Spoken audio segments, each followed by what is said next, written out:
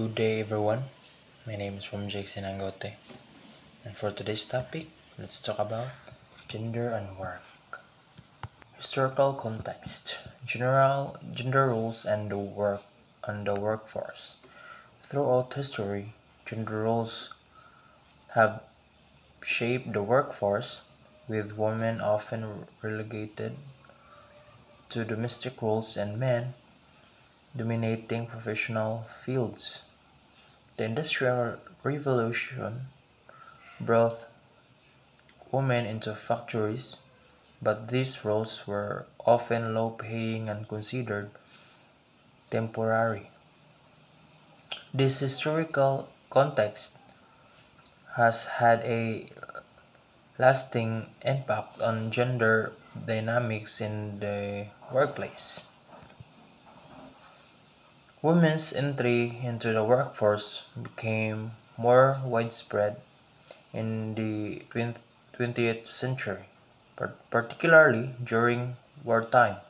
However, many societal expectations and cultural norms persisted, limiting opportunities for women in higher paying positions.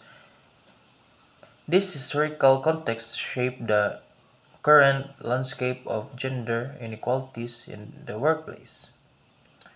Let's talk about contemporary challenges, gender wage gap, and occupational segregation.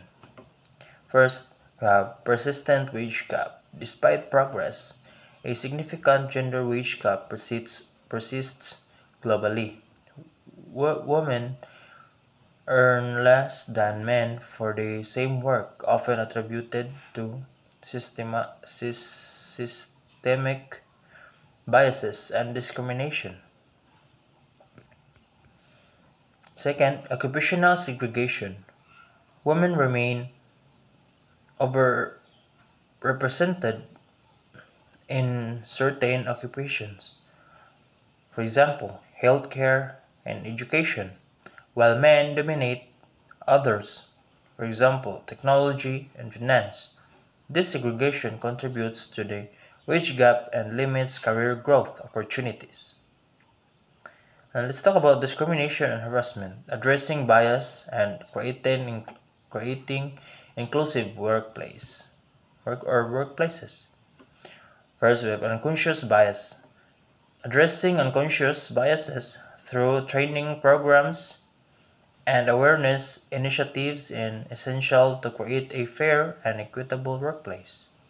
Next, harassment prevention.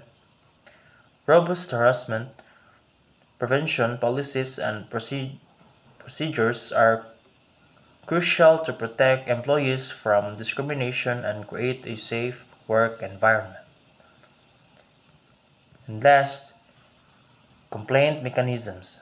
Providing clear and accessible complaint mechanisms allows employees to report incidents of discrimination and harassment without fear of retaliation.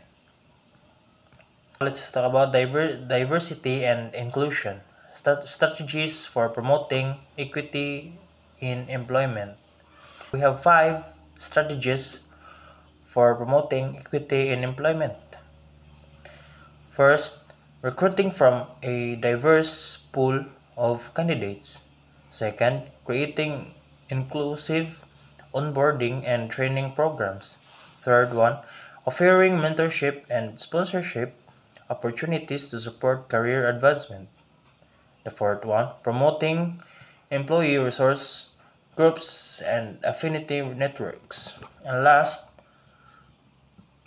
regularly reviewing policies and procedures to ensure they are equitable and inclusive. So, achieving gender equality in the workplace requires a multifaceted approach encompassing policies, practices, and cultural shifts. By promoting diversity and inclusion, addressing systemic biases, and creating a supportive and equitable environment, we can create a future where all genders have equal opportunities to thrive. That's all for today. Thank you.